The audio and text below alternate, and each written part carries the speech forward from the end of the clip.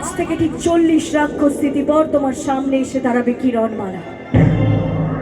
তার হাতে থাকবে মারণাস্ত্র, তার চোখে থাকবে প্রতিশোধের আগুন। রাক্ষসী রানী কটকটি ওই স্বর্গমর্ত পাতাল তুমি যেখানেই থাকো না কেন, কিরণমালা তোমাকে ঠিক খুঁজে বার করবে। কিরণমালার জন্ম হয়েছিল সমস্ত রাক্ষসীকে নিধন করার জন্য, সমস্ত রাক্ষসকুলকে শেষ করার জন্য। আমি প্রতিশ্রুতি দিয়েছিলাম সমস্ত মানুষকে রক্ষা করব, শেষ করব এই রাক্ষসী রানী কটকটি প্যাকাটি বিটকেল ডঙ্কার বজ্রমালাকে। ওই রাক্ষসী রানী কটকটি প্যাকাটি বিটকেল ডঙ্কার বজ্রমালা আমাকে অনেক কষ্ট দিয়েছে, আমার প্রাণের কুমারকে কেড়ে নিয়েছে, আমার ছোট্ট মেয়ে আলোকমালাকে ছিনিয়ে নিয়েছে।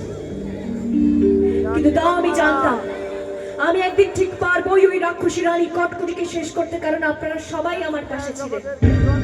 তাই আজ ওই রাক্ষসী রানী কটকটি প্যাকাটি বিটকেল ডঙ্কার বজ্রমালা সবাই পাতালপুরীতে বন্দী হয়ে আছে।